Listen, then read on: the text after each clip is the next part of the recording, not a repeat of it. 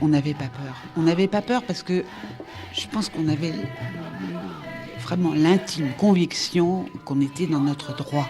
On se sentait complètement dans un mouvement. Janvier 1975, l'avortement est dépénalisé lorsqu'est promulguée la loi Veil, portée par celle qui est alors ministre de la Santé.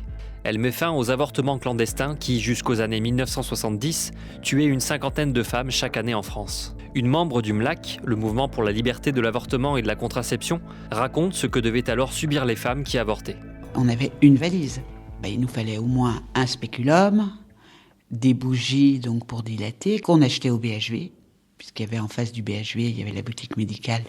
On avait une ordonnance, on se débrouillait, donc on achetait les bougies. Les canules, ça coûtait très cher, c'était plus compliqué.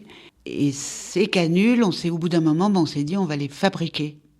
Donc on achetait du tuyau en plastique, plus ou moins rigide, transparent, et puis on le bouchait au bout avec un fer pour chauffer le plastique, et puis après on faisait les petites encoches. Et puis pour l'aspiration, il fallait un moteur de frigo inversé, au bout duquel on mettait un tuyau, et entre ce tuyau et le tuyau qui menait à la canule, il y avait un manomètre. Il fallait une pression suffisante pour aspirer et pour pas blesser non plus. 2 ou 3 jours avant l'acte, les futures avortantes se réunissent avec l'équipe médicale profane dans un appartement autour d'un dîner. Et au cours de ce dîner, on raconte ce qui va se passer et puis on déballe le matériel. Les femmes touchent les canules, les spéculums, évidemment posent des questions.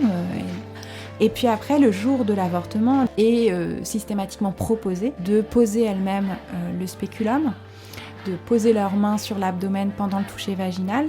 Après l'autopose du spéculum, il y a aussi la pose d'un miroir devant le spéculum pour que l'avortante puisse voir l'intérieur de son vagin, le col de l'utérus. Alors souvent, ce qui est dit, c'est que c'est très beau. Et finalement, l'usage de ces termes-là, c'est pour contrer. Parce que les femmes ont intégré malgré elles des réflexes de dégoût sur leur corps et leur vagin. Et puis, au cours de l'avortement, certaines vont jusqu'à des versions assez proches de l'auto-avortement, puisque les femmes peuvent aider à insérer les dilatateurs et les canules d'aspiration.